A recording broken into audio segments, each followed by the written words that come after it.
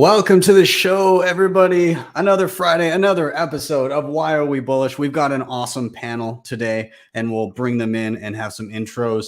One returning guest and a couple brand newbies, both working on an excellent project, and we'll get into that momentarily. I hope you're all having a good week. I hope you're all excited. I hope you all are either enjoying engaging in the drama that is Twitter right now, or maybe just silently keeping to yourself and avoiding the whole mess. But welcome. This is my favorite part of the week. I've got my beverage ready. A couple of the gentlemen are in the morning, so I'm not going to coax them into whiskey at this early hour, but I'm glad to have you all here. As always, this is live. Anything can happen, so I defer to my friend Bill here. We'll do it live. Okay. We'll do it live. Fuck it. Do it live. I'll write it and we'll do it live. Thing sucks. If you have not already, please do like, subscribe, share. If you're listening on Fountain or streaming sats, smash that boostergram button. I am Ben with the BTC Sessions. This is your daily session.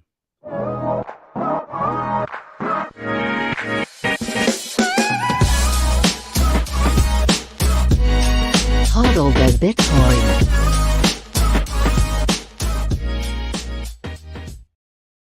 Before we bring in our guests, let's take a look at where we are in the market right now. We're sitting at $21,370 some odd dollars per coin. Single US dollar will grab you 4,679 sats. 90.84% of all Bitcoin have in mind. And in terms of fees, 18 sats per byte for the next block, but it seems to be erratic right now. So if you're waiting anything beyond 30 minutes, 1 or 2 sats per byte will probably do you just fine. Shout out to sponsors of the show, Shakepay.com. If you're in Canada, easy way to stack sats. E-transfers in and out, and a deposit or withdrawal fees. They cover the miner fee for you, thin spread. If you sign up with the link down below, after your first $100 purchase, they'll give you $30 for free. You get the same deal when you refer friends and family. You can shake your phone every day for free sats. They have a sats back Visa card. Just a million different ways to grow your Bitcoin stack. So check them out. Again, links are down below. LEDN.io you can use for a ton of different services. In particular, I find them useful if I ever have a cash flow issue, if I need to get my hands on dollars, but I don't want to sell my Bitcoin. I can deposit here, get a loan of dollars to my bank account, and then when I pay back those dollars, I get back the same amount of sats. They do have savings accounts. They have their B2X offering. They also are starting to roll out Bitcoin-backed mortgages across Canada and soon some select US states. So check them out. Links are down below. Start.ledn.io/BTC sessions. Bitrefill helps me a ton with living on Bitcoin. You can pick up any gift card your little heart desires with Bitcoin, both on-chain and Lightning Network. You earn sats back as you shop, and you can get more sats back with the referral program. And if you're in the US, they just started rolling out bill payments so they can help you get on that Bitcoin standard. So again, check them out, bitrefill.com. Keystone, one of my regularly used hardware wallets, 100% air gapped. That means you never plug it into anything internet connected. They do it all offline via QR code. Definitely upgrade to the Bitcoin only firmware. Works great with Blue Wallet, Sparrow, Spectre, runs the gamut, and awesome in a multi-sig. So check them out. I also have a tutorial for this one, so be sure to take a peek at that. And finally, if you're backing up any important Bitcoin wallet, get it in solid steel paper. Not the most secure way to store it. So BillFodl over at privacypros.io has you covered. This is how I'm backing up my stuff. Just gives me that peace of mind, fire, water damage, all that kind of stuff. Accidentally throwing out pieces of paper, that can happen. So just be careful with those seeds, whatever you do. But with that, let me stop my rambling. Let's start bringing in our guests. We got Daz, we got Seb, we got James. Welcome, gentlemen. I'm very glad to have you. I think it's time that we do a quick round of intros so that you can let people know who you are and what you do. So I think I'm going to start off with Daz. Can you let people know? Give a little intro. Hey, Ben. Pumped to be here. Thanks for having me. Name's Daz Bea on Twitter, and I'm from Australia, North Queensland, and I'm an electrician and involved in education with these fine gentlemen through lookingglasseducation.com. So pumped to be here. Thanks for having us. Yeah, thanks for being here, man. Before I brought him on, I did the cardinal sin of referring to an Australian as a New Zealander or a Kiwi, and I should know because every time that I travel, Canadians are very picky about people being like, "Oh, are you American?" So I'm just like a big piece of shit today, but welcome to the show, Daz. You're forgiven. For a Yankee, nah, you're a Canadian, so fire back at you. Yeah. Well, let's rotate down. James, welcome back to the show. Can you give yourself a little intro? Hey, Ben. Good to be here. So I think some of your listeners may know me as James Lavish on Twitter. And I'm an institutional investor. I've been an investor for, God help me, over a quarter of a century. So I think I've been investing longer than Seb's been alive, but that's cool. And I'm all in on the Bitcoin protocol and how it solves so many of the issues that we are seeing, deep issues that we're seeing in fiat currency and monetary policy. So glad to be here. I'm also involved with these guys on the Looking Glass education platform. And I am honored to be with them because, quite honestly, I'm about a quarter as smart as 2 times then. So, well, dude, I'm very glad to have you. We got to hang out a little bit at Bitcoin 2022 this year. We had that little brunch with Walker and everybody over there, I believe. So it was good. That's right. That's right. But yeah, glad to have you back. And let's rotate one more time. Seb, welcome. Give us a little intro. Thanks for having us, Ben. Honestly, it's a pleasure, and you create such amazing content, so I feel pumped to be on. And so my background, I used to be a mountain bike instructor. I've always been passionate about distilling kind of biomechanical movements into their simplest form. And on the side, I've always been passionate about finance and piecing together this complex world. And so that's where Looking Glass kind of came to be. And it's, again, just distilling that like complexity of the financial markets into its simplest form, and with a focus on Bitcoin, because it really is this unique, incredible thing that I think everyone needs to understand. Awesome. I love that. Where's your choice place for mountain biking? And do you have a favorite spot in the globe that you've really enjoyed? You know what? It's probably where I live. Like I live in Whistler, British Columbia, so just north of Vancouver. And I moved here 2008 when I was 14, and I've never left. I absolutely love this place. And I don't think, I've always said to myself, I'll leave when I can't afford to live here anymore. And at the moment, houses are pretty expensive. So that time could be coming unless Bitcoin decides to make some moves. Well, since you're close to Vancouver, I'm going to be in Vancouver. We're doing a meetup on July 14th. You should make your way in. I'll be there. So that'd be awesome. Yeah. Let's touch base. Yeah, love it. Awesome. Well, gentlemen, again, welcome to the show, and everybody here that's watching, thank you so much for coming along. If you're new to the show, if you're unfamiliar, this is called Why Are We Bullish? Very simple premise. Each one of us is bringing a reason why we're bullish, something we're excited about, something we want to chat about. So we go by the 3 R's. Effectively, somebody's going to drop a reason why they're bullish or excited. Next, we're all going to riff on that reason together. And then finally, we're going to rotate to the next person until we all get a turn. And so I'm going to get us started with my reason for being bullish this week. And so my reason for being bullish is calculators, and more specifically, these little calculator friends here, my Colt Card Mark IV. So I was very excited to do my Colt Card tutorial this past Monday.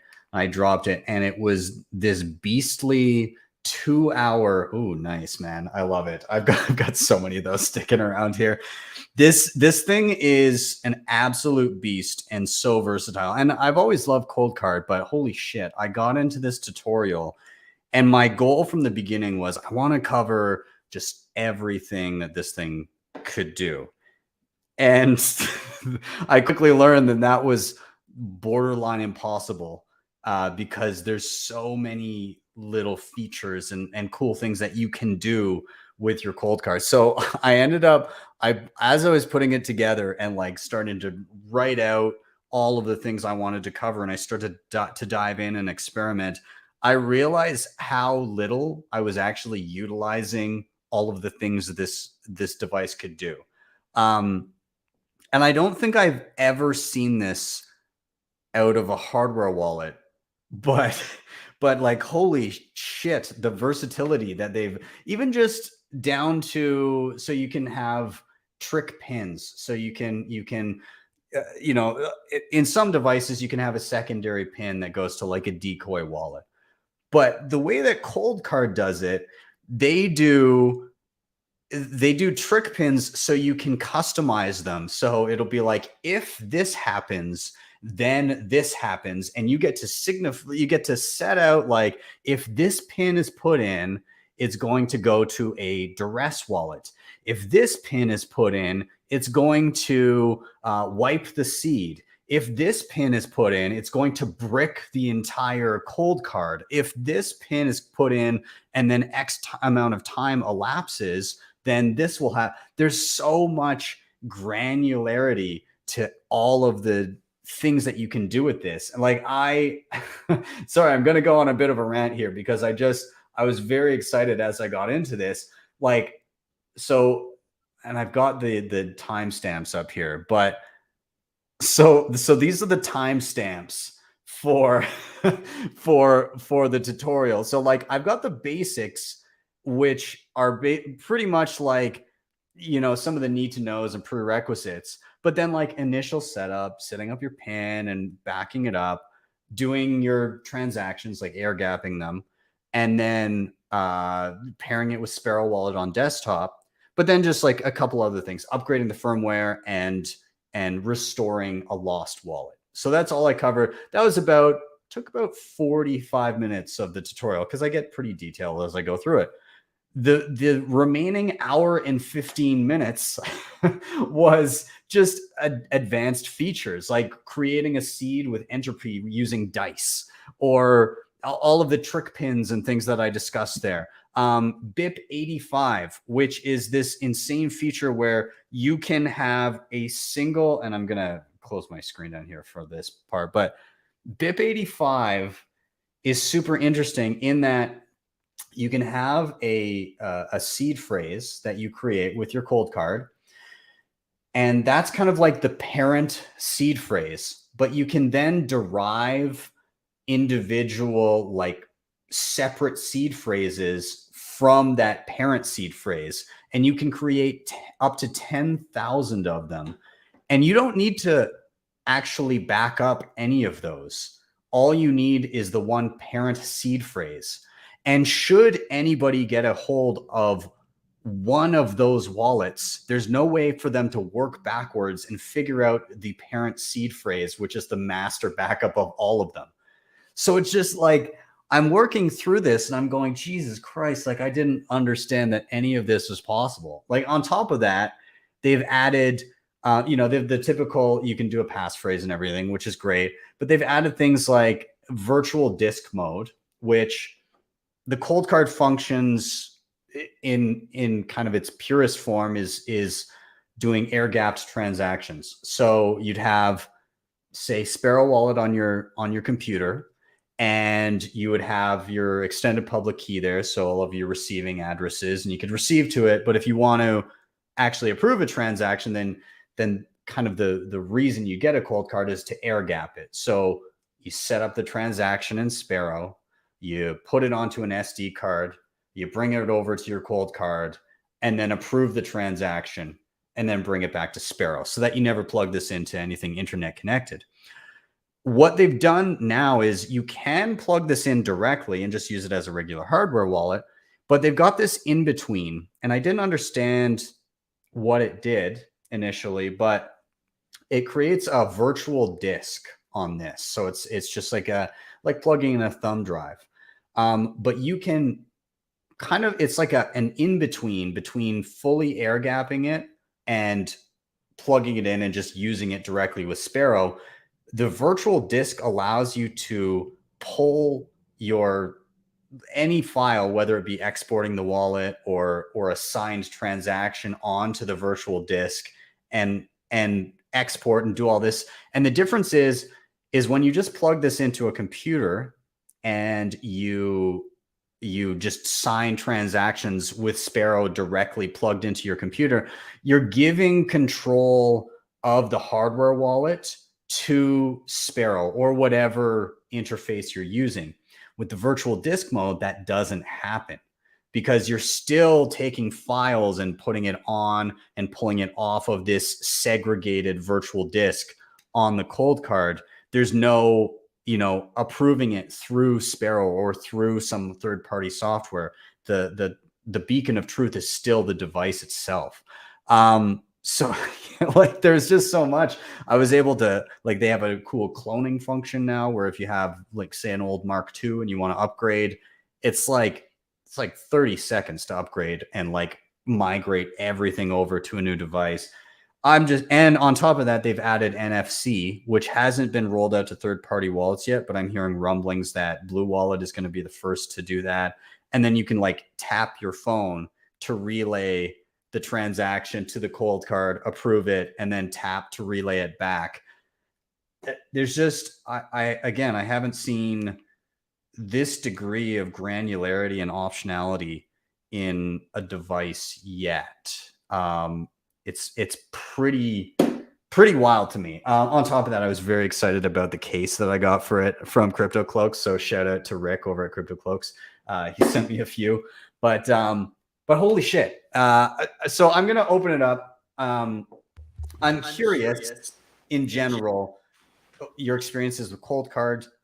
If you've used it, and then, what do you defer to in terms of hardware? Are you curious about Colt Card if you have not used it? Hopefully you are now that I ranted, but anybody who wants to jump in, thoughts? You know what? Like, the first thing I would say is I wanted to highlight, you talked about kind of these trick pins.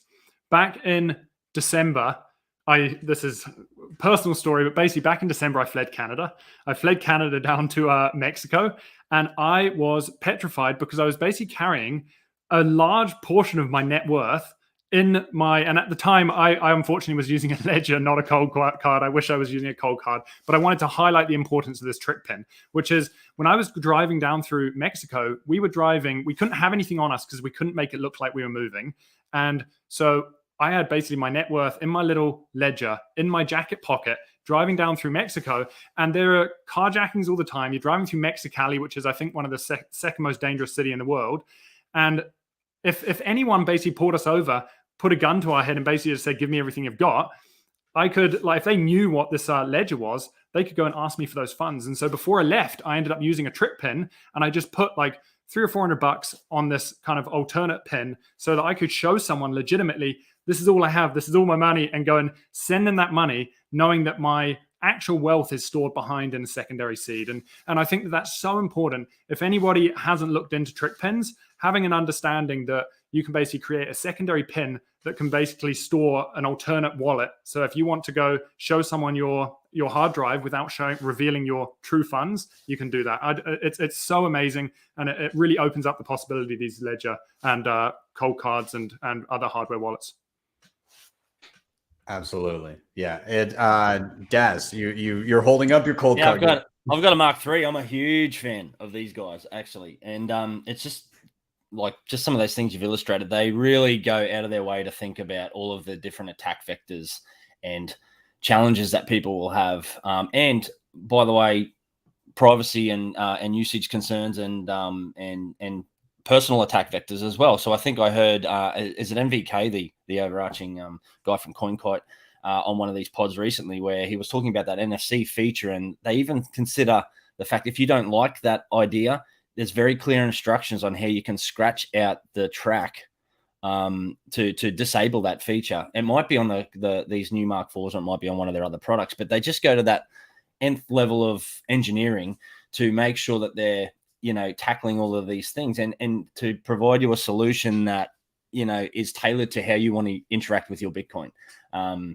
And that I'm actually just going to jump straight on and order a Mark IV, because some of those extra features are just incredible. I use these for my personal Bitcoin. I use them for my superannuation fund, which is our retirement accounts as well. I've got Bitcoin allocations to that, and playing around with all of those different ways in order to minimize that single point of failure, using these for multi-sigs and so forth. There's just a plethora of ways that you can interact with it, and it does a lot of that can scare people as well. But at the end of the day, if you just want a simple solution, these can cater for the people who are just looking for that simple solution, as well as providing for those people deep down the rabbit hole who want to fully maximize their how they interact with their Bitcoin. It's absolutely fantastic.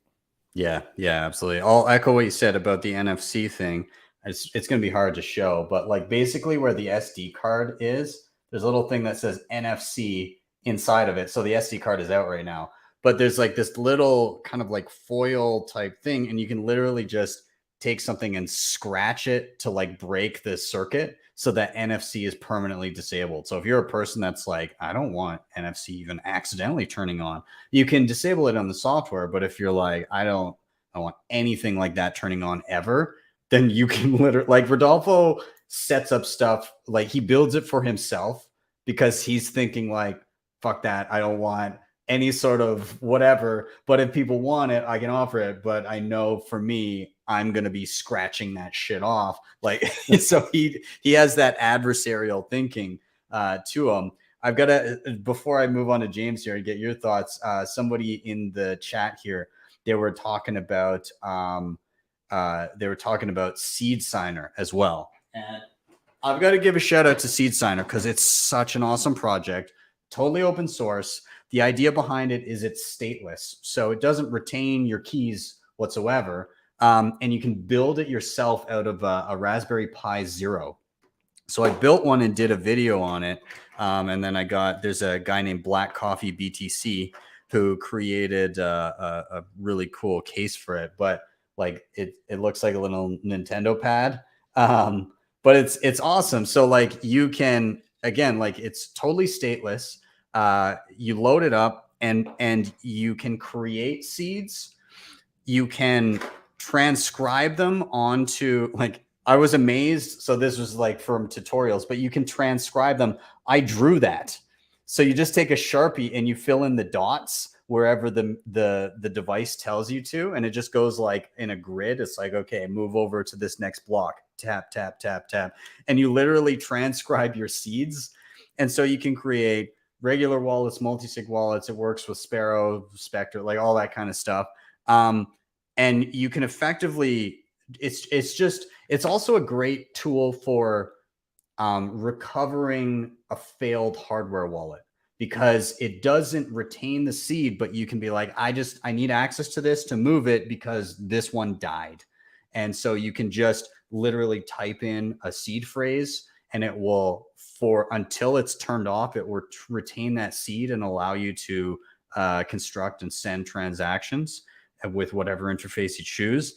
So yeah, I got to give a huge shout out to Seed Signer, the guys over there that are volunteering their time and basically working on donations to keep this thing going are incredible. If you haven't peeked at Seed Signer, also super awesome. I'd say these things are like a match made in heaven. But yeah, I think that it's all fantastic. So shout out to Creature in the comments that talked about Seed Signer. But James, I'm going to toss it to you. Have you played around? So I'm the only one here. Well, I don't know if Seb's used one yet, but I have not used the Colt Card myself yet. I've seen one, I've played around with it, but I haven't used it myself. And I've got to admit, I've been waiting for the Mark IV, signed up and waiting for that to be delivered. And I was scared to death that it was going to arrive before you did your tutorial. I mean, I'm so pumped. I'm more pumped about your tutorial because I was like, I've got to wait till Ben does a tutorial before I mess something up on this thing. So I'm actually super pumped about that. Yeah. It's a bit of a marathon. So, you know, maybe go through the beginner stuff first. And then once you get comfortable with that, come back to it later. But yeah, definitely. But I mean, I love just the idea of Seb, what you were saying about crossing state lines or going through a hostile environment, which not to get all dark and dreary on our Cocktail Friday here, but man, I think having something like this is probably very worth the money, like well worth the money. So we could find ourselves in a lot of different places that have, some uprising. So, and even in the States, you can find pockets where that might be happening. So you just never know. So definitely highly recommended. Yeah. I actually thought you were referring to the US as the hostile environment. So it is, right? I feel like Canada might be a slightly more hostile environment. That's right. I had those trick pins going for it's like, holy shit. I was confused. Who's gonna kick in my door? I better get those trick pins up and running. I'm not a truck driver. Yeah. Yeah, get rid of that hat on my shoulder. You know what? Like, it really, I think going back to kind of the whole self-custody thing now is like more than ever, you need to self-custody. And I think people don't recognize how important it is now that we're seeing Celsius and these hedge funds collapse. And now we see BlockFi coming out looking for more capital. Like, we don't know how much risk there is in the system. And so more than anything, if people have not self-custodied yet that are listening to this, they definitely need to self-custody. And a fact that I was talking to Daz about this earlier today, a fact that I heard the other day, which blew my mind, is that the banking system in 1982, 1991, and 2008 lost more money than it has made in the entirety of banking. So it's just like, do you want to keep your funds for these guys that have lost more money than they've made on multiple occasions, or store it yourself? And if that doesn't speak for self-custody, I don't know what does. Yeah. It's such an important point, Seb, because like the banking, people think that these DeFi scams are scams, but the banking system in and of itself, like with these bank bail-in laws that exist in various countries and, G20 countries, they can bail in your funds if that institution is failing and they've made some dodgy loans and they're in trouble. They can actually bail in your savings deposits and issue you a share in a failing institution. So they did it in Greece, right? So yeah, Greece, Cyprus. There's a history of this thing going on, and if you dig down into your own jurisdiction, like here in Australia, we have very explicit laws that say we will bail in your deposits if we're in trouble to save ourselves. So, I sleep very well at night knowing that my, wealth is, geographically dispersed in multi-sig custody solutions, that there's no single point of failure. It takes some time to get used to. It takes some education, and thank God for Ben putting these fantastic tutorials together, because without them, most people, it's out of most people's reach to be able to do that. But if you've got access to, good educational material to step you through that and hold your hand while you do that, you can sleep comfortably knowing that your wealth is completely out of reach. And it saves you so much time. I mean, for me to pour through the manuals and figure all that crap out, I mean, come on, I'm 51. It's just not happening. I think it's going to take me a lot. So it's hugely helpful. 100%. Awesome. Well, yeah, I mean, again, if people aren't yet self-custodying it, it's time, right? Like if you're watching this right now and you're like, I've been putting this off forever, you have to make that first step. You gotta, and as soon as you do, you're going to start getting much more comfortable than you thought you would be very quickly. All right. So, if you're super worried about it, start simple. Go download just a wallet on your phone and just transfer a small amount, just to learn, like, how do I receive my funds from my exchange and how do I hold them myself? And then, like, take off $20 or $50 and back up your wallet and then delete the wallet and then go download a different one and use your backup to recover it, just for that peace of mind of going, oh, I've done this before. I understand. I know this works. I can get this as long as I've got this backup. I'm good. Those steps are massive to that self-confidence of, oh, I literally deleted the app off my phone and I was able to recover it with these 12 words. And that's, it's this massive psychological hurdle to get over. And once you get there, you go, oh, I'm much more comfortable doing this myself than trusting a bunch of yahoos that are leveraged to the tits and lending out my Bitcoin, right? Like you gotta you got to be so careful and so conscious. And I mean, really, that was the point of Bitcoin, was to not have to trust in third parties to safeguard your money and be the gatekeepers that say whether or not you even get to use your money. We've seen plenty of that where, for whatever reason, whether it be political or insolvency or whatever has come up, there's been more than enough examples, even in the first 6 months of the year, to point to the reason why having any type of money, whether it be Bitcoin or Canadian dollars or whatever it may be, with a trusted third party, there's definite risk there. And again, the examples abound. So yeah, I mean, just think about it. If you have a few $100, you go down to the park, you meet somebody, and he's like, you know, you guys are walking your dogs, and he's like, hey, it's a cool dog, you know, whatever. And hey, by the way, if you have any money in your wallet, you just give it to me, then I'll just start sending you, like, you know, 5% of that or 10% of that a month. Like, so you got $100, just, you know, give it to me, and I'll give you $10 every month. And then when we meet up later here in the park, I'll give you your $100 back. I mean, would you do that? So why are you doing it with thousands of dollars? Or some people are doing hundreds of thousands or millions of, like, why would you do that? It makes no sense. I mean, like, your first reaction would be like, well, what are you doing with the money that you're going to send me 10% back? Yeah, every month. Well, it like becomes even more ridiculous when the precedent set is give me $100 right now, and every month I'm going to send you back 20%. Exactly. Like what? Like it should be a simple question. Like, what are you doing to give me that? Like, and is it? Wait a There's minute. got to be a risk there, right? Yeah, yeah. Is there a possibility I might not get back my entire $100?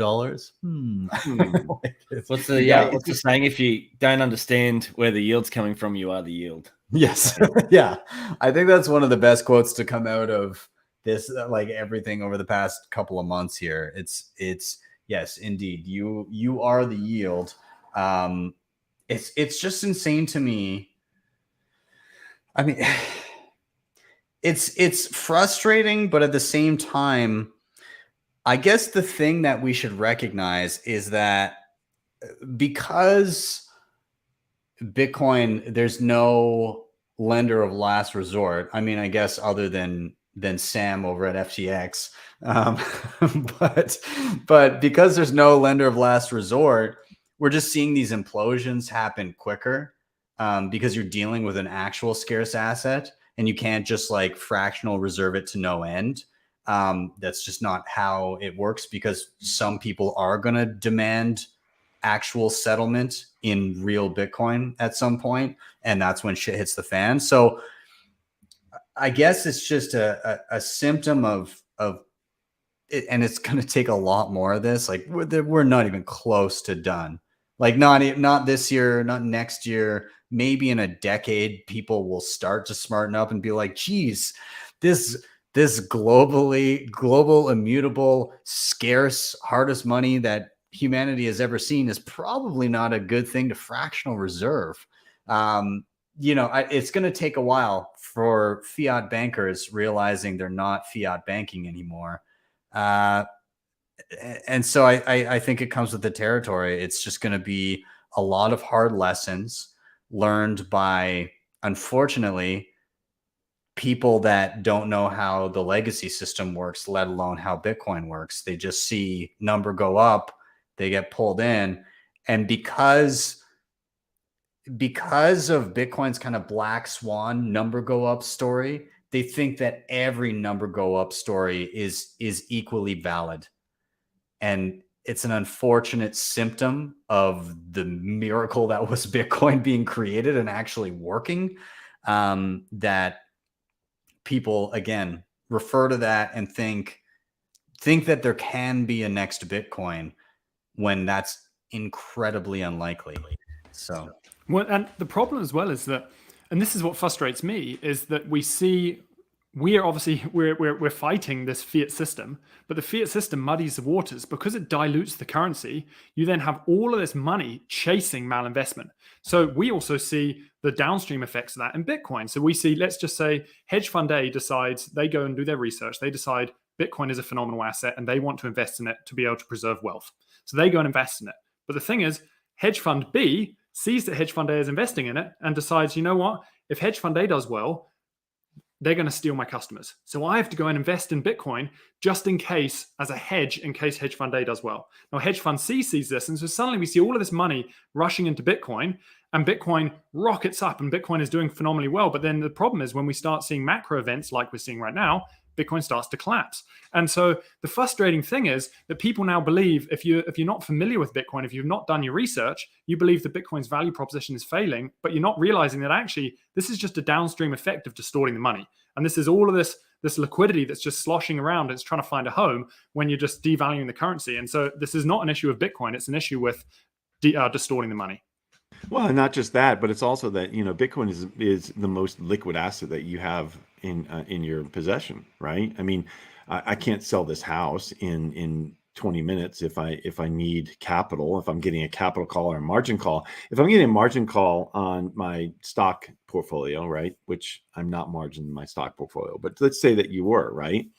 And, you know, where are you going to go for that? You can go try to get a line of credit. You can pull down some credit from maybe some cheap financing from credit cards or something like that. You could sell things. You're not going to be able to sell physical gold that quick. You're not going to be able to sell your house that quick. You certainly can't sell your art or collectibles that quick. You know, where's it going to come from? You can't get it out of your private equity. You can't get it out of your venture capital. I mean, but you could easily get it out of Bitcoin. It's the easiest one to liquidate and to cover those calls, right? And so that is part of the problem we're seeing with that downdraft of all of those, of all of the technology stocks. I think that's a part of the correlation is not just the hedge funds playing it. And I've said this a lot, they're playing it as a sloppy hedge, which they are, but it's also that they're the same. It's the same mentality for people who are early in Bitcoin, because I still think we're so early, that they're also in all of those ARK investments, those really high beta tech stocks that have had that serious drawdown.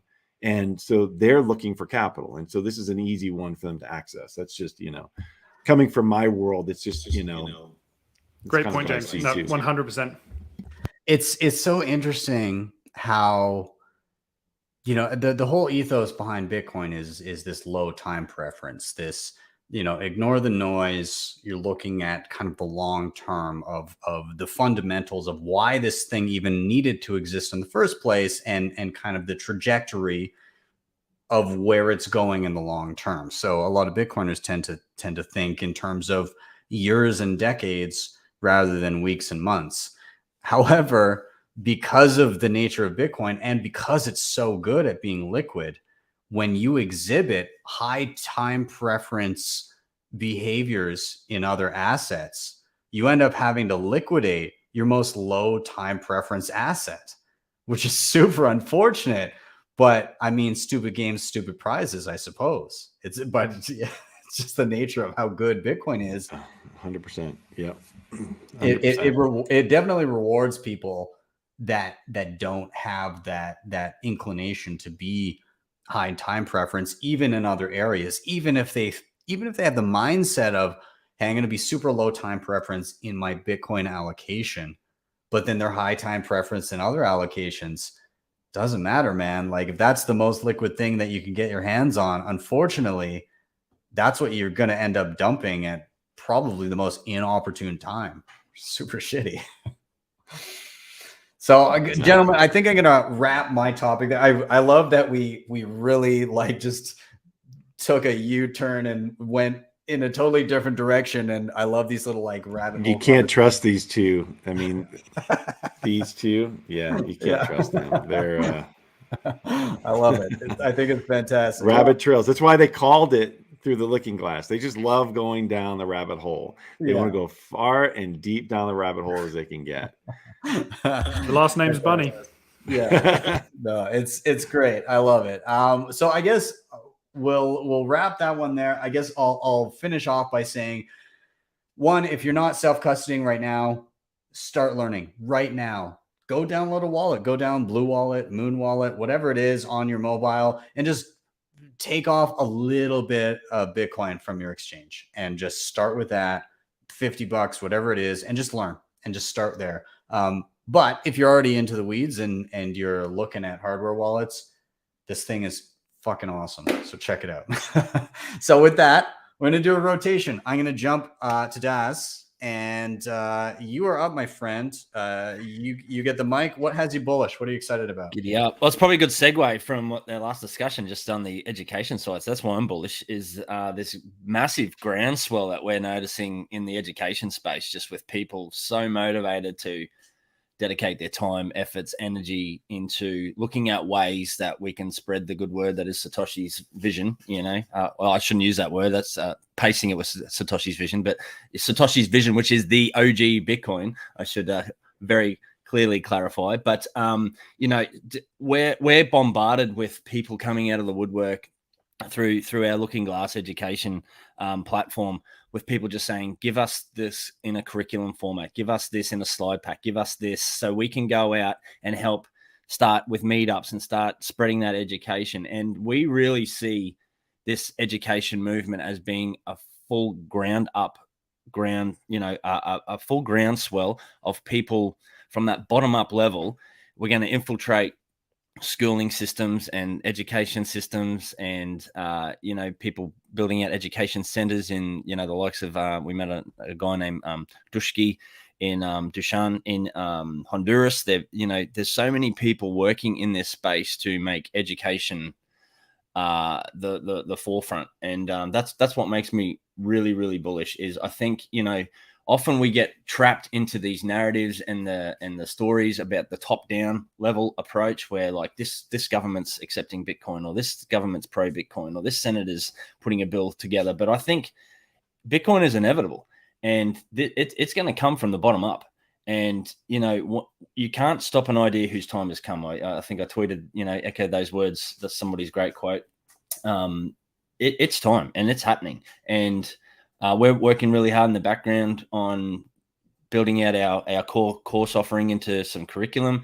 Our goal is to keep that, free and accessible to anybody who needs that education. So, those slide packs will be available for people to download, take to their meetups, incorporate into their curriculum. We're getting so many teachers saying, I want to teach about money, and we feel as though that educational journey is just really coming in and of itself, where you don't need to be shoving Bitcoin down everybody's throat. Once people understand the system, the way it's engineered, the way it's going to continue to happen, to integrate in society, all of those byproducts that are very, very evident now, i.e. inflation, people are starting to wake up and they're going, what's wrong with this system? Why? They're starting to ask their own questions. And we feel as though if we can help provide that educational data, that educational platform, those courses, all that material, that it's inevitable. People will, once they start looking at the money, how it works, the byproducts and how it impacts them, Bitcoin is a natural evolution to say, that's where I should be looking, and that's where I should be pointing my time. And overwhelmingly, that's just coming. We're seeing it every single morning. Seb and I are having meetings with people saying, I'm an educator, I'm a teacher, how can I help? That's why I'm bullish. I love this. I love the ground up, like individual kind of bottom up approach, like you were referring to, top down through the regulators. I mean, it's fine that people attempt to attack it that way, and in some cases, maybe that might work. I'm still not inclined to say imposing Bitcoin on people is a great thing, but favorable. I kind of view anything top down as just a method to buy time, right? Buy time before somebody with bad ideas about Bitcoin gets in and passes unfavorable regulation. Because in a situation where enough people are exposed to it, it's already too late, right? If people already know how to use it and use it peer to peer, then all the bad regulation in the world couldn't do shit. But I love this bottom up approach, because that's what that accomplishes, right? Like starting with something like Bitcoin Beach, where individuals on the ground actually start using it and seeing benefit from it themselves and actively choose to use Bitcoin. I think that's fantastic. And I feel like there's been a number of things over the past year and a half, 2 years, where people have really kind of opened their eyes and realized, hey, you know, this is actually useful for a number of different reasons, you know, whether it be the stuff in Bitcoin Beach, whether it be the stuff that just happened in Canada, whether it be Alex Gladstein and the Human Rights Foundation. There's just an endless array of stories from people like out of the Oslo Freedom Forum when I was there that were talking about their particular use cases in parts of the world where they have totalitarian governments and their bank accounts are shut down. They can't transact. They're not allowed to utilize anything other than their nation's currency. And, you know, to paraphrase Ian Malcolm, Bitcoin finds a way. And so it just, you route around all the crap and you just have this base layer of the language of value for people to interact with. And I think it's fantastic, but I'll open it up to James or Seb if you want to tag into what Daz said. Yeah, I mean, just really quickly, these two are the ones who have led the way on the Looking Glass educational platform, and their passion for it is like there's just like, you know, Daz was saying, kind of working from the ground up and all of the education that's out there.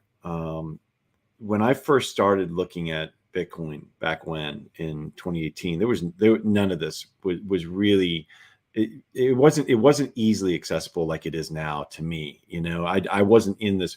It seems like it's so much easier to access now, and there's so much free content.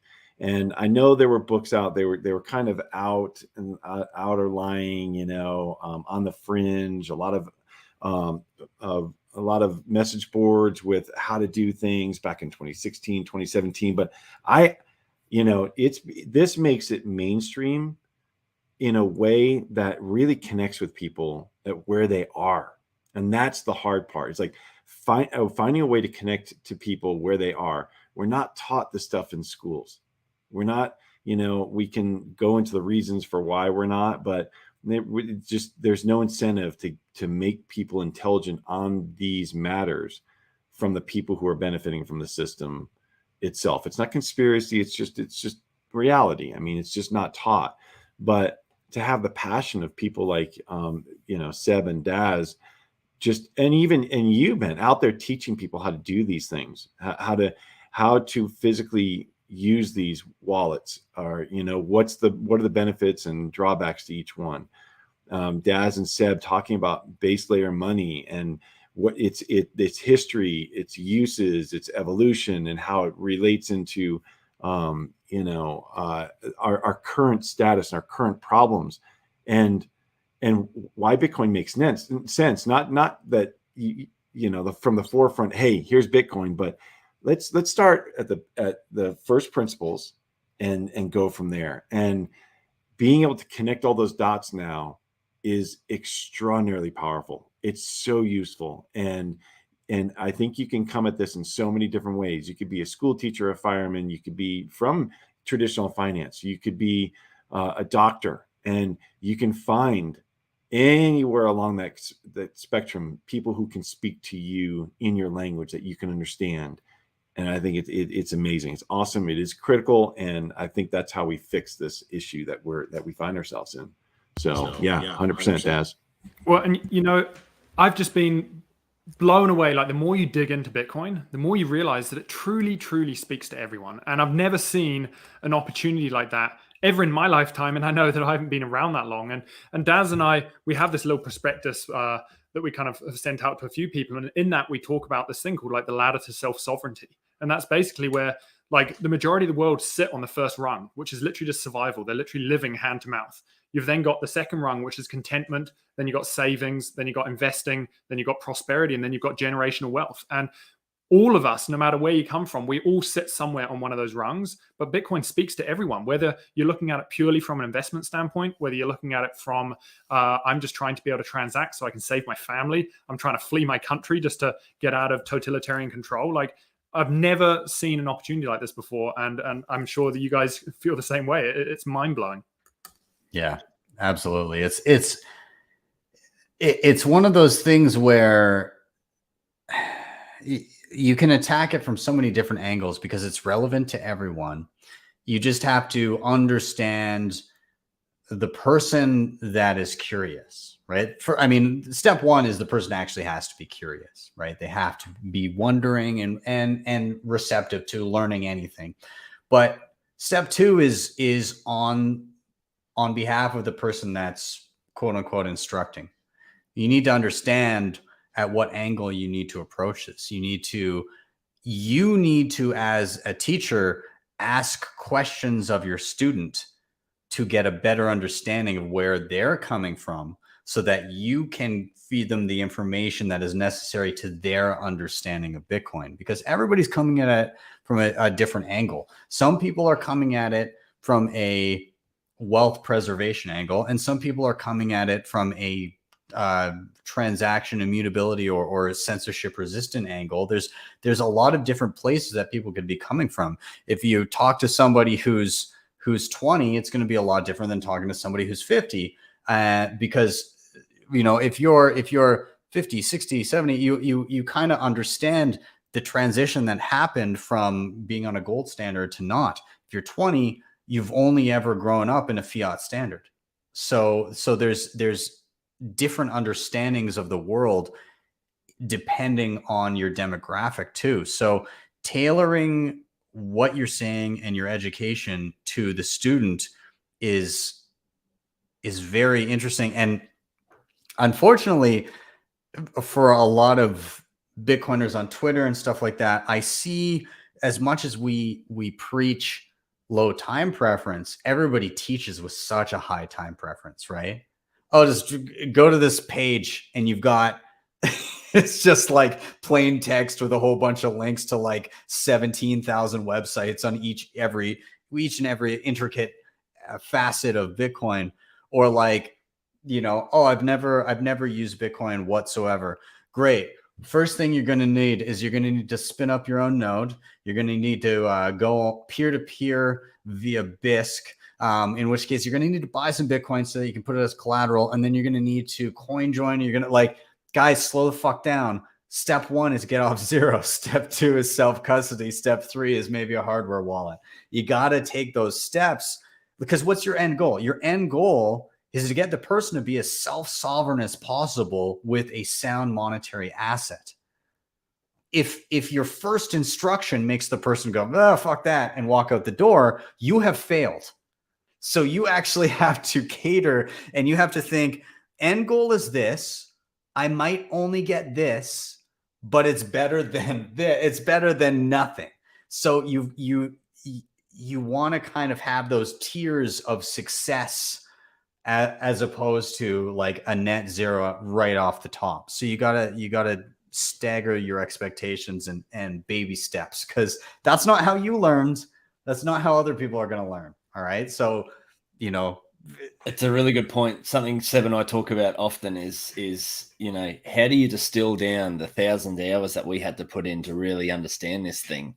How do you distill that down into try and get the main points and ram them home? And it's a good point. Those emotional connectors, like it's an old sales axiom from back in the day, was like people listen to WIIFM. What's in it for me? So you have to be hitting those points. To everybody comes at this from a different angle, and what is that angle? And you really need to speak to that. So how do you distill down? Nobody's going to put in 1,000 hours of this thing if they don't understand, if they're not genuinely curious. But how do you get in front of that person to say, here's why you should be curious? There's issues here that you need to start pulling the threads on. And the only way you can speak to that person is to hit those emotional triggers to say, oh, I didn't realize I was getting fucked by the monetary system. I didn't realize I knew there was something going wrong, but I didn't know how to channel that thought. I didn't know where to start picking at that scab, So it's how do I get in front of those people to start them down that path? Yeah, absolutely. I love that you've said that you have teachers saying that they want to teach about money, and that you're effectively providing those resources to have that framework to start somewhere.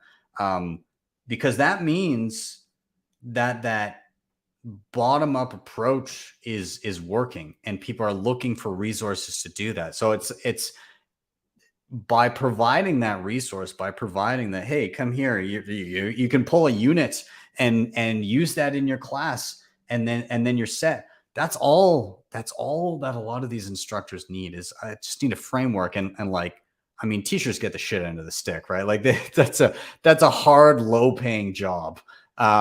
So to have these resources where they can be like, okay, I can work with this. Great. I've got something it's kind of structured for me. I can set this out, lesson plan, I'm set.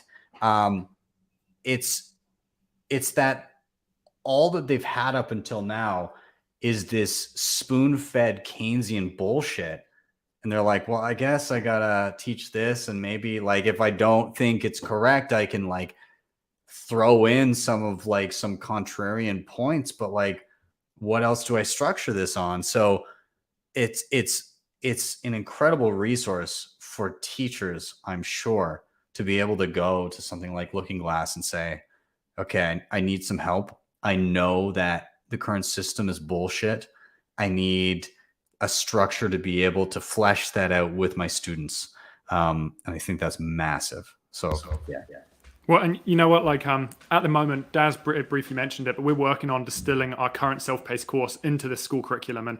And we want to be able to have that accessible to any independent teacher. If they want to go and teach this stuff, we want to be able to give that to them. And it's going to have slide decks. It's going to have all your teachers' notes. It's going to have your lesson plans. It's going to have group activities, individual activities, because we recognize that for most teachers, they get paid when they're teaching in the classroom. They do not get paid creating the lesson plans outside of the classroom. And so if we can assist them and we can give them high quality education to teach from, that is phenomenal. We just want to be able to make it as easy as possible for them to teach this stuff. And so if there's any teachers out there that are interested in trying to start integrating some of this stuff, just reach out to us and we'll have this in the next couple months. And we'd love to give this to you so you can start teaching it.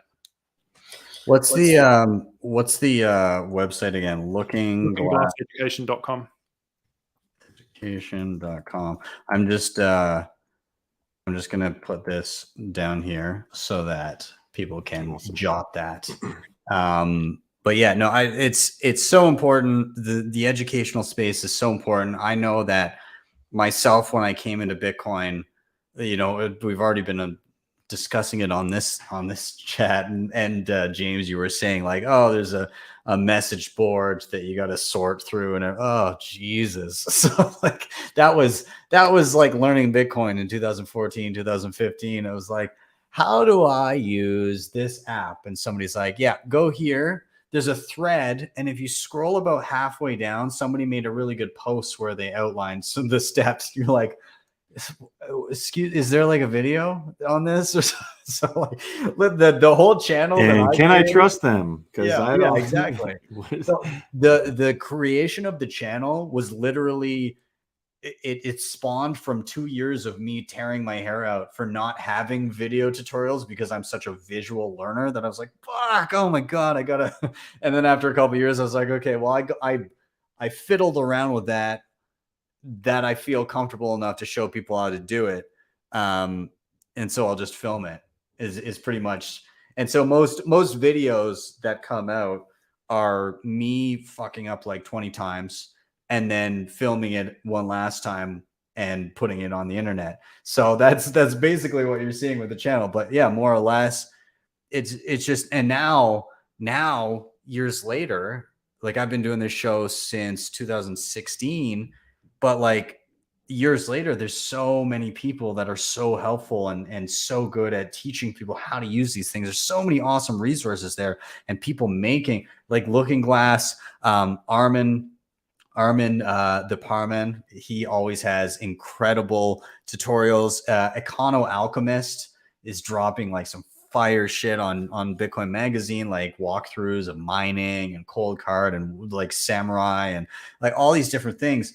There's so much good stuff out there now, and I'm so glad to see the advent of good education and good speakers and good people that can talk about these topics in thoughtful ways. So yeah, you're absolutely right. I think education is integral.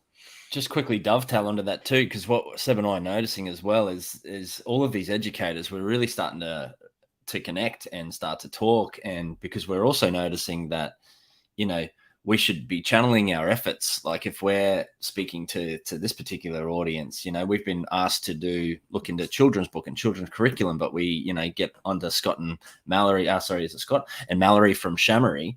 And that's exactly what they're working on. So Seb and I are like, cool, we can stay in our lane here. We know that's getting covered. There's so many of these Bitcoiners that are just so passionate and they're so, funnily enough, we're not overlapping too much. Everybody's sort of, picking their little niche and doing it well. And that's really important. So there's a few good little collaborations going on. I think Millsy's working on a collaboration with somebody, just looking at who in the space is doing what, so that we can focus our efforts on where's not getting addressed, so that we're not wasting those resources in doubling up. And there's another one, DJ Valerie, I think she's got another Telegram group where they're starting to look at these things about what are people doing in the space, who needs help, and how we can, work together to get this collective out and, and channel those efforts to where they're needed. Absolutely. Yeah. I love this topic. Obviously, like all of us are super passionate on education and yeah, man, I'm super stoked about what you guys are doing. I got to bring up a couple comments in the chat. Our good friend Yellow had to chime in, and he wanted to let you know that Daz looks like the younger brother of Lop. So just so you know. And also, Yellow has heard that James Lavish drinks only creatine shakes with no milk, only in water. Is that true? James, creatine shakes for you? I'll do a smoothie. A lot of protein in there, definitely. Fruit. I'll put fruit in there. You gotta have it cold. This, room temperature garbage. So yeah, I love it. Absolutely. Creatine. I'm 50, man. You gotta regenerate all your cells and the gelatin, and you gotta pack it in whatever I can get. Yeah, man. Get the most out of it. I love it. You're looking good, James. Yeah. Thanks, brother. Awesome. Well, let's on that note, let's do a rotation. James, let's jump to you and get your topic for being bullish. Yeah.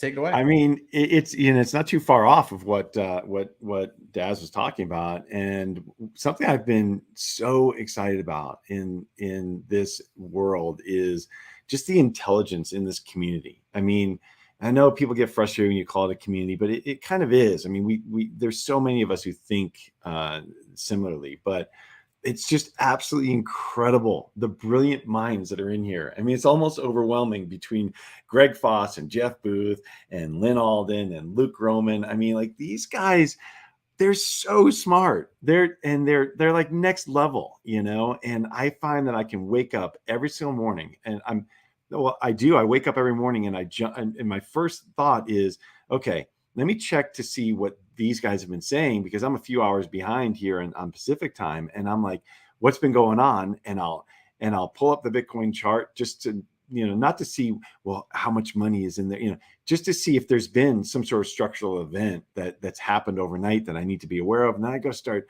reading these guys' posts. They're already digging into the CPI or to what's going on in Japan or what's going on in Europe, or, and they're just, but what's refreshing about it is that they come at it in an entirely different way than I've ever seen.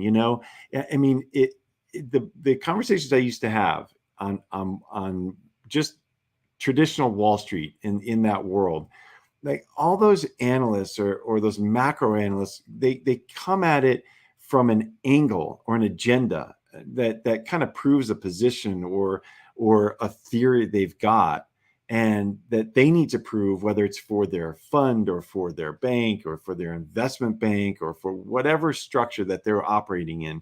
It's like they come at it from that angle, right? Whereas with these guys, it's just so fresh and super mentally stimulating. They're unbiased and they're independent, and they come at it from an angle of, hey, this is sound money, and these are all the problems that are going on around us that have to do with the fiat currency, the monetary policy, and the problems with it. And this is how sound money can help solve that. And they all have that. None of them have an agenda except to figure it out and help. And I love it. I love it. I absolutely. I mean, between Greg Foss and Jeff Booth here in Canada, I feel like I'm a little spoiled. I got to meet Lynn for the first time in person last month, and she's amazing. Actually, she's going to be on here on July 8th. Awesome. So I'm very excited to have her. Actually, her and Rodolfo are going to be on the same episode, so that should be fun.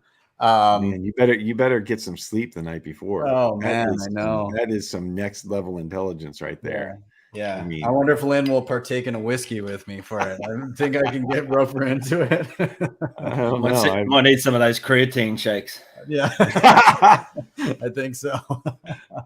Yeah, no, again, like, and that's a totally different aspect of education, right? Like there's the practical, how do I do this stuff? There's the thoughtful, analytical, where are we now and why are certain things happening on a macro kind of level. And that's what, and I've got to say, I love the juxtaposition of Greg Foss versus Jeff Booth, because like they're both so intelligent, but the approaches in presentation couldn't be more diverse. Like you have Greg Foss out there on stage at Bitcoin 2022 with his upside down Canada flag, ready to fucking smash anybody in the head if they say throwing F-bombs on throwing stage. F-bombs, like calling people fucking knuckleheads and all that. And then you've got Jeff Booth. He'll listen to Greg say something and he'll calmly trot out like the most, relaxing, elegant phrases, like just a wordsmith. But it's hilarious because you learn so much from both of them, but the approaches are so different, and that I love it. And I love that the two of them can converse and you get this back and forth that's so fun. Yeah, it's like those are two of my favorite people. Jeff was massive in especially the beginning of the year. I was so full of anxiety with all the Canadian trucker stuff, and I legit thought somebody was kicking in my door. Like I thought that was going to be the next step, and so I called him, and he was a very soothing, like he basically just he just laid out like, hey, we're in a time of massive change. We're shifting, and people don't know how to parse what's happening to them, and they're being gaslit, saying that things are getting better when in fact for the individual it's not. And we're seeing people benefit massively from the current system, but the current system is buckling under this pressure. And he basically just like calmly explained, like, during a transition like this, it's going to be bumpy, and that's what we're seeing right now. And as long as you kind of do what you believe altruistically, then you'll come out on the other side of this thing just fine. And it was just like he's just this like fatherly, hey, let me just drop some knowledge on you in like a calm, collected way. And I love him for it. So it's yeah, I mean, he's essentially the guy who got me over the edge when I was doing all the research on Bitcoin, and I was trying to put it all together. I mean, Jeff's the one who he was talking to Pomp on one of his podcasts, and he's the one who got me over the edge where I finally understood the inflationary, deflationary forces and how they're clashing. Okay, now I get it. It's just like it pulled it all together, and that was like that little nugget that was just out of my reach. But you have these people who are so thoughtful. They're going deep, like really deep on these subjects. And they just sit. I can just see Jeff sitting in his office and just thinking about these things and trying to think how they actually work out and mapping them out. I can see he's like an older form of Seb, and just super, super intellectual and thoughtful. And like you said, but he delivers it to you in a way that is understandable, but it's very metered, so he doesn't come across as this, because his ideas they're very progressive and they're out there, right? But he doesn't come across as this guy who's saying the world is ending. He's just like, the world is ending. that's Prepare. that was definitely my conversation with him. He was like, so the world is basically going to implode, but at the very end of this, you're going to be it's totally fine. You know, it's just all like possibly nuclear war, but that level of like, I would everything is awful, but it's okay. I would pay good sats for an album of Jeff Booth's positive affirmations. I think we Right? need to crowdfund for that. Yeah, you should have it like subliminally put into your favorite soundtracks. So you're just hearing them in the background, like, and you don't even know it, but your subconscious can hear them. That's what I want right there. I think that'd be fantastic. I would take Just it. take sats, you'll be fine. Yeah. You know what? He very much like, there was one moment I remember I was sitting in the forest. I go and walk my dog, and I just go and sit in the forest and listen to stuff and think.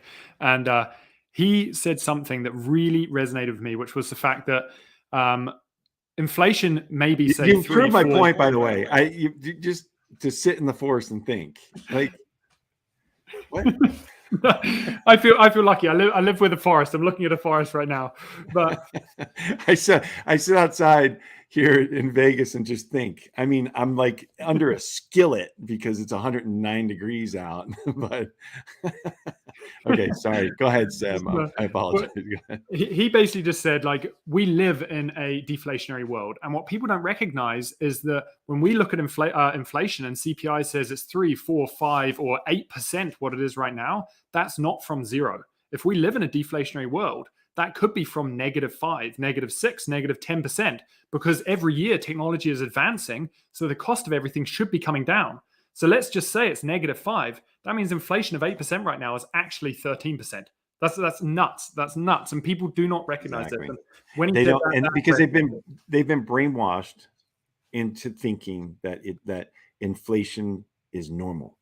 I'm going to swear once on this show here, Ben.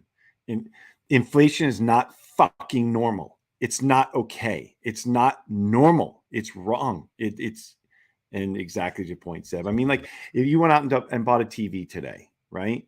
When I went out to buy a TV, and I was I just gotten out of college, and I went out to buy a TV back in 1994, 1995. I literally couldn't afford one. Not what I wanted. They were so expensive, just back then, just in 95, 94.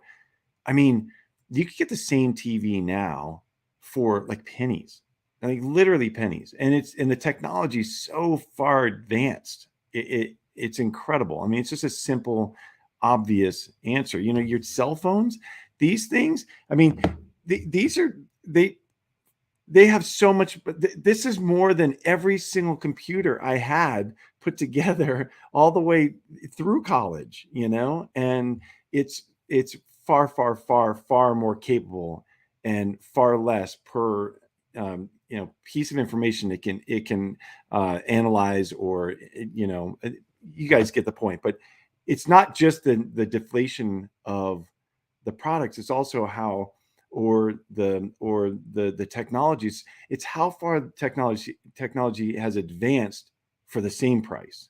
Because that's my point. So yeah. Well, we sent people to the moon with far less technology than is in your phone right there. Like, that's mind blowing.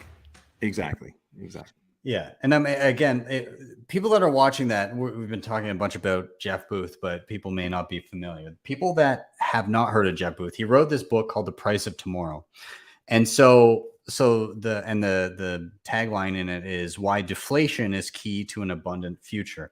And he basically outlines how if you had just like a fixed currency, and you did away with the idea of, like James is saying, inflation isn't fucking normal. This is a human injected element of money, and it's more or less taxation without representation. People can extract wealth and reallocate it elsewhere. If you've got a set amount of goods and services and ingenuity in humanity, and you can create a certain amount of goods and services, then the money, regardless of the number of units, simply just represents those things.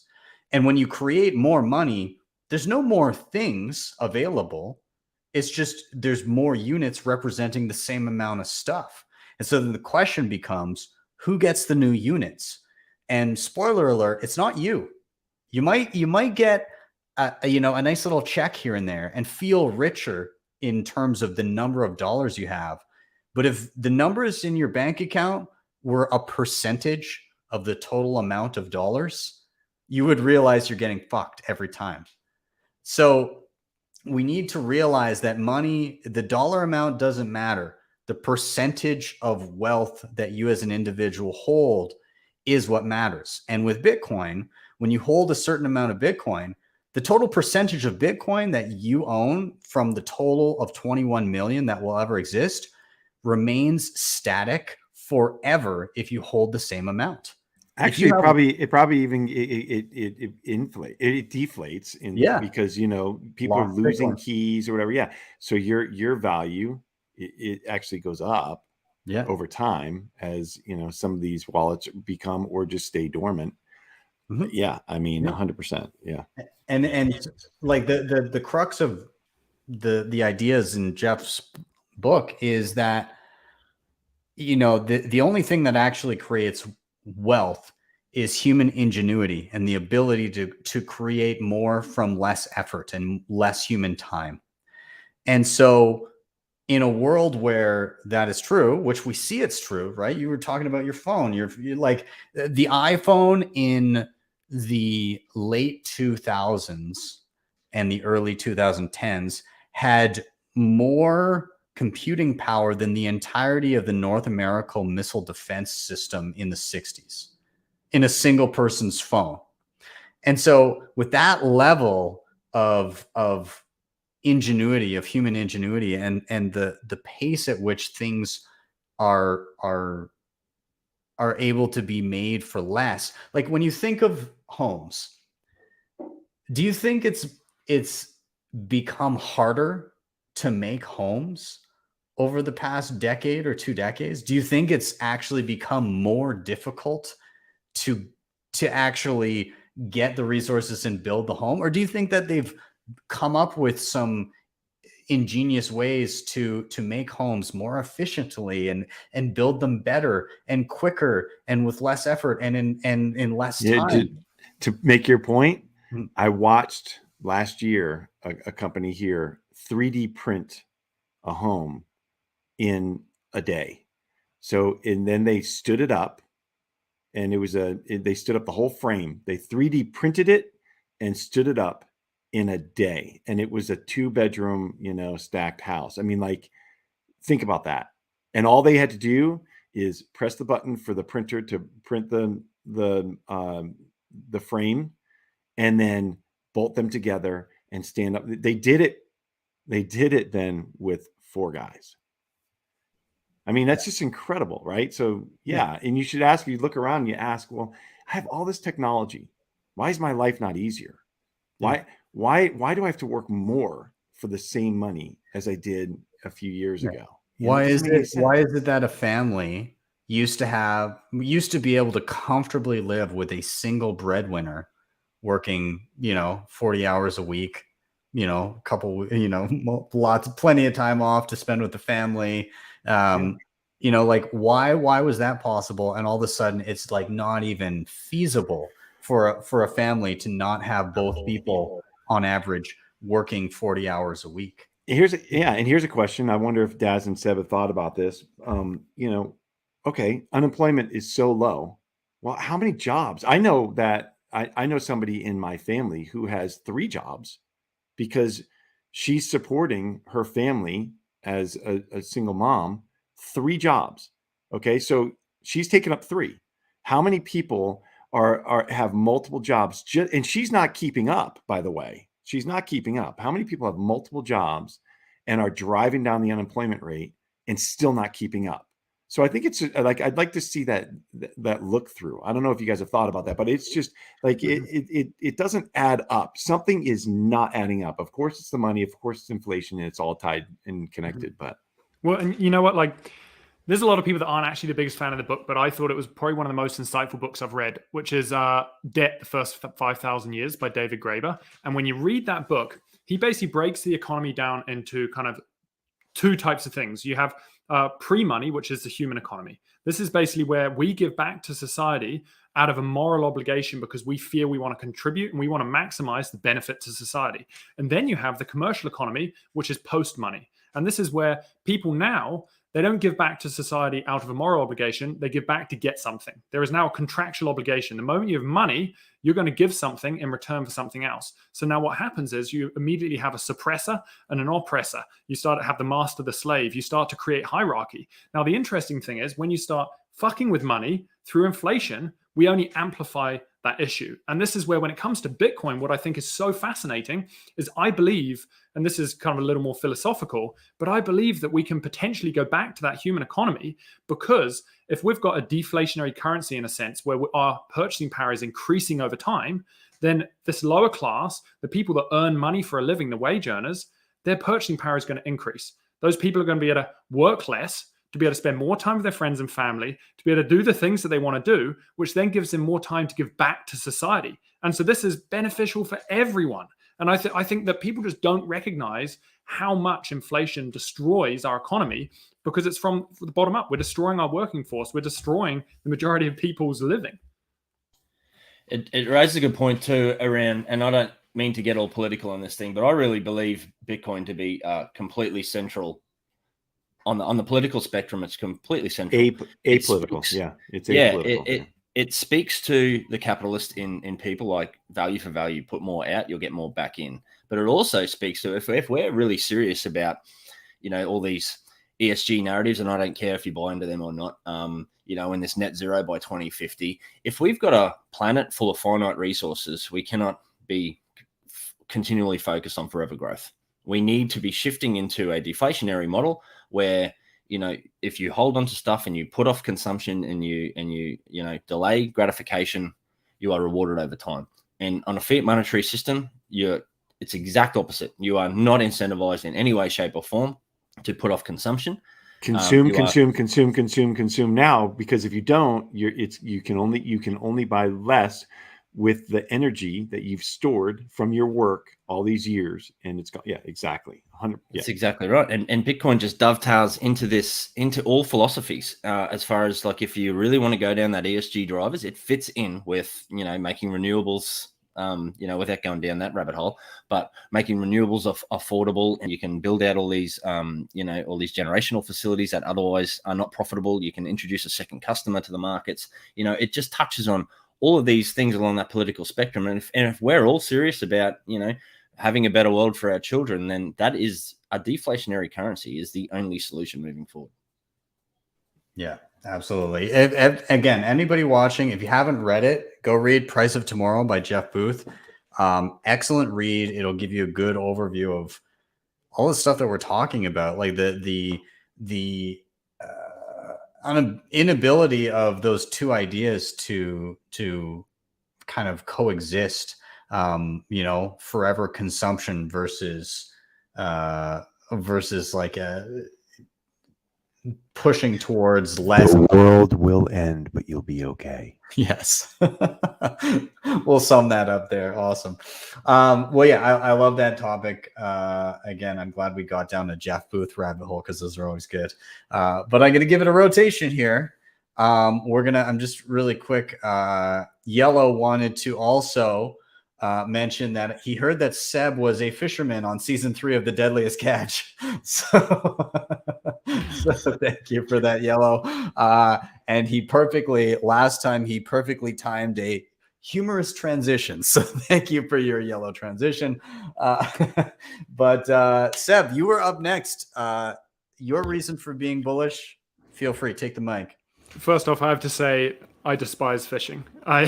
You know what? When I was a kid, I went and sat on the dock. So I grew up in New Zealand. I've got like a bit of a New Zealand British accent. I grew up in New Zealand, and I went and sat on the dock down from my house, and I spent like 4 hours trying to catch a freaking fish. And my brother came along. He sat down for 10 minutes and he caught one, and I've never fished since. I hate it. So anyway, that's fishing for me. So anyway, back to my reason.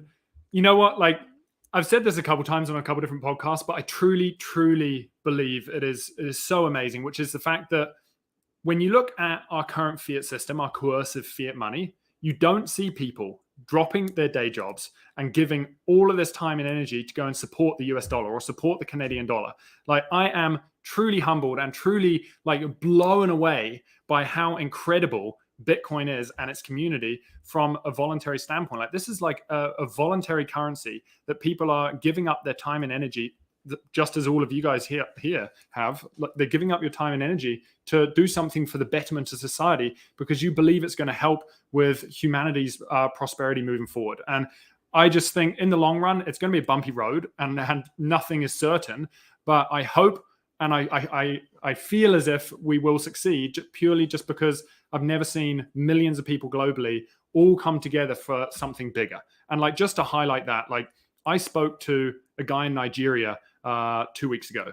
And this guy in Nigeria, African-American, at the end of the talk, he just says, like, there was almost kind of a bit of a tear in his eye. And he's just like, I've never seen white and black people come together for something that is, it's about humanity and we're all for a bigger cause. And I think this is phenomenal. And I'm proud to be a part of this community. And I just want to help support and educate as many people as we can with the resources we have. I love that. It's to the point that we were talking about earlier, totally apolitical, right? It's a tool that anyone anywhere can use. And so, you know, you spoke with somebody from Nigeria. You've got Farida from Togo. There's Fode Diop from Senegal. And all of them are using Bitcoin in a way that is tailored to the situation that they have in their country. I spoke with a woman from Nicaragua. There's a lot of discontent with the government down there and not a lot of ways to push back and fundraise for things. And they're able to get money and value into the country using Bitcoin because they don't have access to banking there. It can unite people. And even when it doesn't, I guess to jump back to Jeff Booth here, one of his quotes that I've really liked recently is he was in El Salvador and a lot of Bitcoin skeptics were in a room and he got to speak with them and talk to them about Bitcoin. By the end of his talk, they were seeing some of the benefits, but they asked him, well, what's the worst thing about Bitcoin? And he said, well, the worst thing about Bitcoin is that not only do you have to be okay with the person you hate using it, you have to realize that them using it makes it better and stronger for you. And for them, that was kind of a difficult moment or a difficult thing to parse through, but that's the way that Bitcoin works. It you know, we see it. Let's take a look at Ukraine right now, right? You have you have it benefiting individuals in Ukraine that were able to get out of the country with some portion of their wealth. You saw people that were trying to get protective equipment into the country, tried to do it through. In fact, I'm going to have a girl on that actually. She saw. It's going to be her and Jeff Booth coming on, but they're going to be discussing with me. She saw the Canadian trucker protest and saw kind of like how we were able to raise funds, and she looked at what was happening in Ukraine. She's in Poland and she wanted to get protective equipment into the country, mostly helmets and protective vests and stuff like that. She looked at all legacy finance routes and it was going to take weeks. She got supplies into the country on day 2 because she used Bitcoin on day 2 of the war. And then on the opposite side of the fence, you have individual Russian people that have basically been cut off from the global financial system. They can use Bitcoin. That doesn't discriminate based on where you are. And then you even have the Russian government, right? And they're giving favorable treatment to various different, like they're the third largest energy producer in Russia is now partnering with a Bitcoin company to mine at some of their sites. And so it can literally benefit anybody. We have to be okay with that because it's just a tool, right? It's simply an apolitical tool that anyone can use. And by saying that we can't use it because bad people can use it, bad people are still going to use it.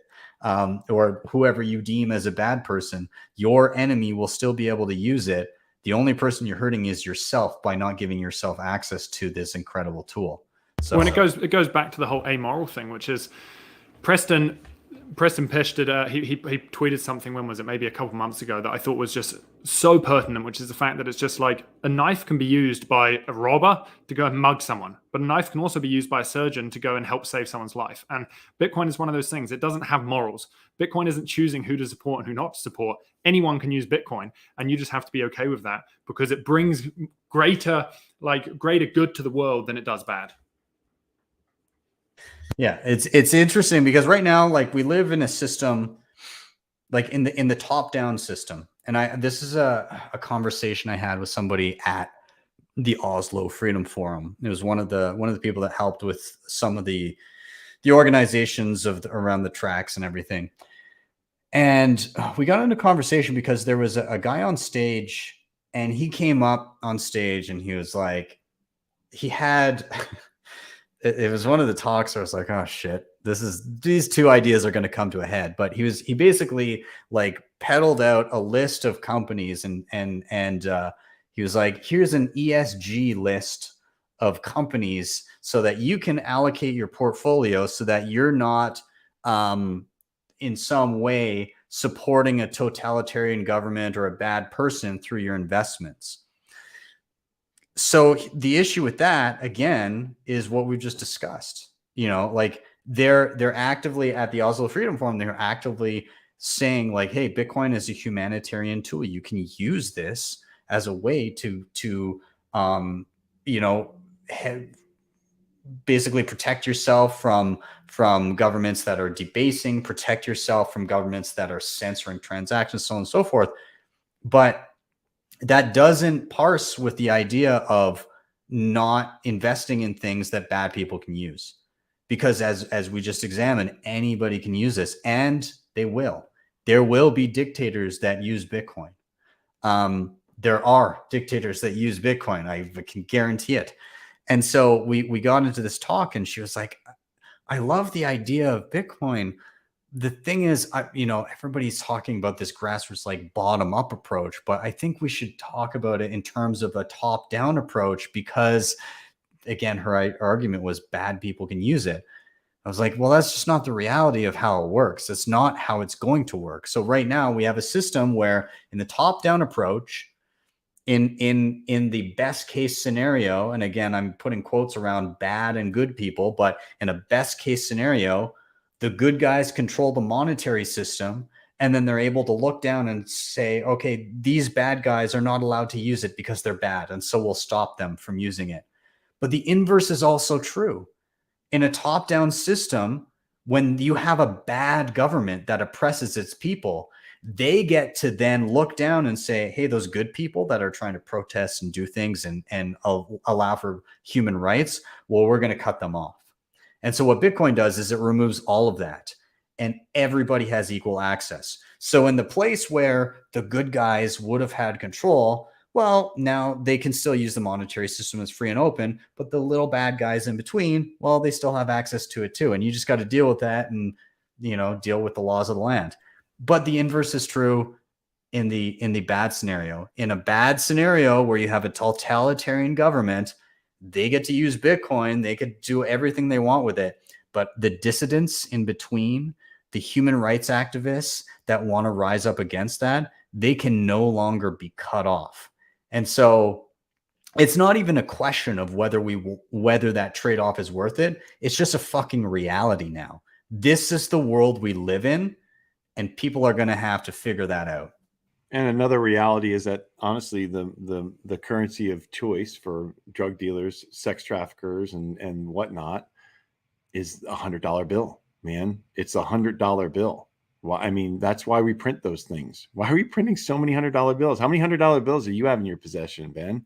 I mean, like, honestly, right? I have seriously. no dollars, my friend. Right. So, but and there's another thing that we don't talk about is Bitcoin can't be it can't be counterfeited, right? I mean, like you can't just create some Bitcoin and say, oh, I'm gonna buy this car with cash, the Bitcoin cash, right? You just can't do it. It just doesn't work. So, yeah, it's back to your first principles, which is it doesn't. It's not about who's using it. It's about the ability for anybody to use it without oppression or manipulation, period.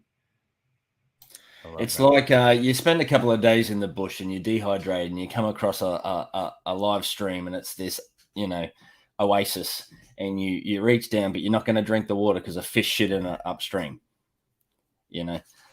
Right. Leave it to Seb the Australians. Seb definitely would be far away Yeah, from his of course. stream, man. He doesn't eat fish shit either. And I guess like just to sort of wrap this back up into Seb's previous point is I've never seen anything which aligns and concentrates so many like-minded people who just are striving for a better world. And it doesn't matter what your background is, and we spoke about earlier what your driver is, how you come across Bitcoin, but like once you speak to people who really get it, like Seb and I often joke about this. We've been, having many conversations with many people reaching out to help, but we can tell within about 5 minutes the people who really get this and are really aligned. And it's like you can have a conversation with these people for hours because you just align on so many different levels, on so many things that it touches. And, you can tell the grifters in about, just as quick, who's here just to, and that's fair enough as well. We don't begrudge anybody who's trying to get ahead, but like, it's just so funny that, within that 5 minute span, you can really tell who really gets this thing and who's aligned in their values. Yeah, absolutely.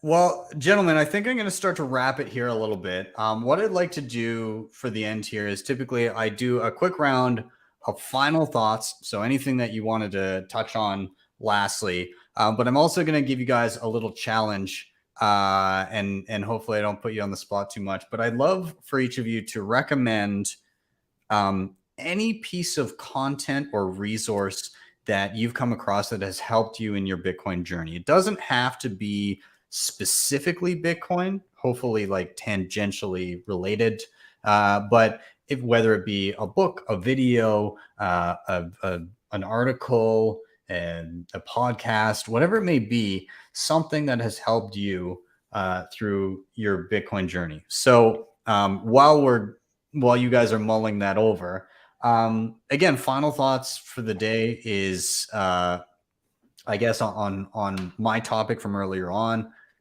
check out the Colt Card if you haven't already, but even stepping back from that, just start down the path to self-custody. It is so important, and it will continue to be more and more important over time. It's the only way to shelter yourself from the mistakes of custodians, right? You have to take that personal responsibility for yourself.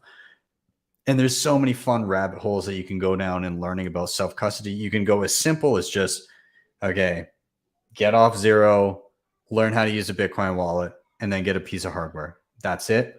Or you can dive down all kinds of fun multi-sig, like duress wallet. There's so much there, and it's a lot of fun to experiment and learn. In terms of content, I listened to a good podcast this week. It came out, and I'm just pulling it up really quick so I don't say the wrong episode here. Oh, maybe I deleted it. That's okay. I can pull it from memory. But it was Citadel Dispatch from Matt Odell, and he had on Nico from Simply Bitcoin and Seth for Privacy, and they had a pretty good conversation. They talked a little bit about the Canadian trucker protest, but they talked a bunch about Bitcoin privacy in general.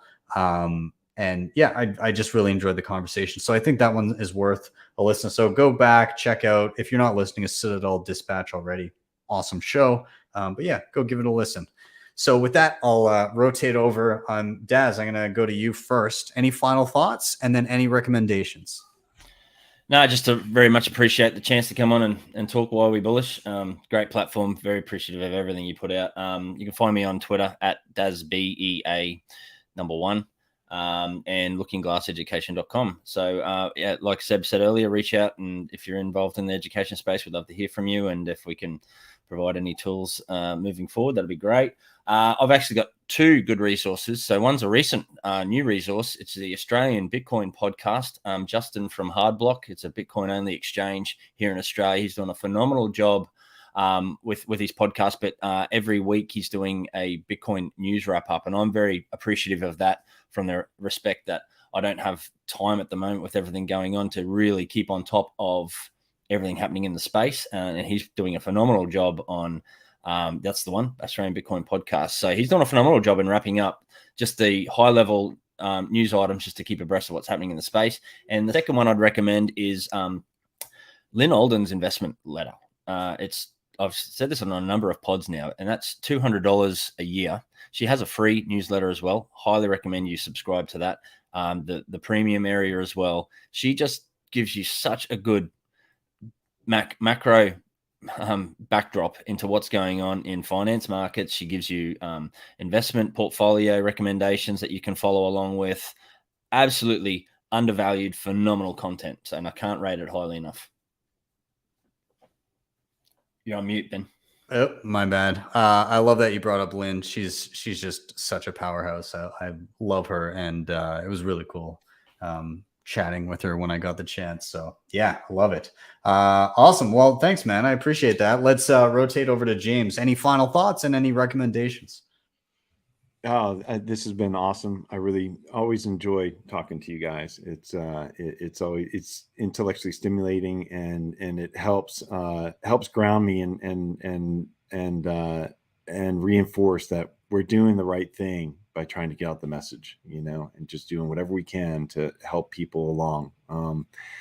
My world is so opaque that anything I can do to help people understand what the hell goes on in it, I feel it is good. And in the context of what we're talking about and monetary policy and fiscal issues around the world, you guys are all a huge help in all of it. So I appreciate it. And I appreciate you having us on here, Ben. So as for something I saw recently, I saw Preston Pish on what Bitcoin did recently, and I really loved his tremendously simple example of monetary policy and central banks on various monopoly boards and acting in an orchestra. It's super simple, but it helps bring it together for people to understand how these guys are operating. I think it was great. I truly enjoyed it. So, yeah. That was a solid episode. I really enjoyed it. So yeah, if you haven't listened to it yet, that was a great one. So yeah. Let's rotate. Let's head over to Seb. Final thoughts and recommendations. I would definitely second James and just mention to anyone who wants to watch it, don't listen to it, definitely watch it. Like, they have it on YouTube, and if you listen to it, you're not going to see the charts, and Preston's charts are freaking phenomenal.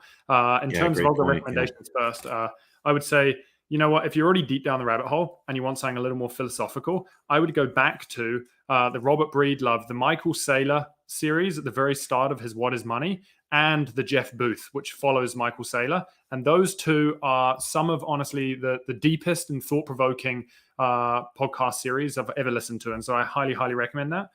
In terms of kind of final thoughts, I would just say, I just want to thank educators in the space and everyone before us. I think the Bitcoin community, considering it's only been around for coming on 13 years now, it's just mind blowing at how much information is out there, and the pavement that's been laid before us, and this knowledge is just unbelievable. And so I really just want to thank everyone out there who is contributing to the space, everyone who's writing for the space, everyone who is just doing their part. I think it's amazing, and that includes you, Ben. I think what you're doing is phenomenal, and so I really appreciate you having us on there.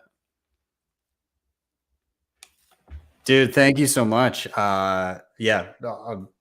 It's always awesome to have incredible Bitcoiners on here, let alone ones that are working to educate everybody on everything Bitcoin and bring people into the fold. And I think what's happening with Looking Glass is it's going to be so invaluable to those that need a place to start to help educate others. That's kind of the main thing that I'm really excited about is having that resource for people that want to teach others. I think that's just, again, something that we haven't really had yet. And I can't wait to see what's going to spring forth from it, because when you have something where people can go and say, okay, I've got my base, I can start to share that out, and the minds that will capture is going to have payoff for days and months and years and decades. It's going to be incredible. So, gentlemen, I want to thank you so much for all coming on. Of course, all of and anybody that's watching, all of their Twitter handles are down below, along with the Twitter handle for Looking Glass. So make sure you give them all a follow, and then from those Twitter pages, you can find everything else that they're doing. And yeah, gentlemen, I'll just say again, thank you, and you're welcome back anytime. Thanks a lot, Ben. We really appreciate it. Ben. Love that. Thank you, Ben. Thanks, mate. Cheers. All right, thanks, guys. Everybody, thank you so much for watching. Again, best part of my week. Every week, I get to just chill out with Bitcoiners. It's the best. So thank you again so much for being here. In terms of anything else coming up, again, I'm going to be in Vancouver coming up on July 16th. I'm doing I'm doing 2 workshops, one for beginners on self-custody in the morning, and one on a deep dive for Colt Card in the afternoon. So if you're in Vancouver and you're more of a hands-on learner, then you can come to that. Tickets are no longer going to be sold after this weekend.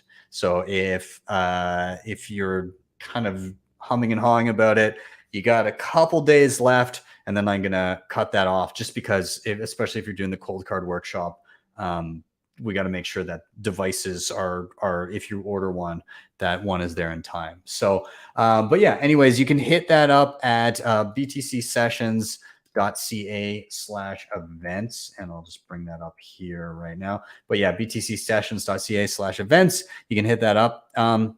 But if you're just looking for something to do this weekend and do a bit of learning, hey, check out that Cold Card video. That'll take you through a ton of stuff. And you don't have to have the Mark IV to go through that. You can get through the basics with a Mark III, no problem. And you can just ignore like the virtual disk mode, and then you're pretty much set. Other than that, thank you guys for being here. Like, subscribe, share, all those things, super important. If you want to help the show in another way, you can hit up the sponsors down below. Shakepay, LEDN, Bitrefill, Keystone, BillFodl. They're all down here. Follow all the guests. And if you really like what you saw, you can always hit me up with a Bitcoin tip at my Strike page, strike.me/BTC sessions. Get there, type in any amount you want. You'll see if you hit the tip button, you'll see a Lightning invoice, or if you tap to the right, a big regular Bitcoin QR code. With that, I am out.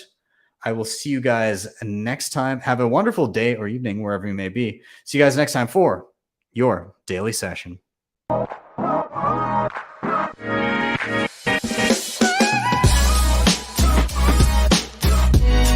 HODL the Bitcoin.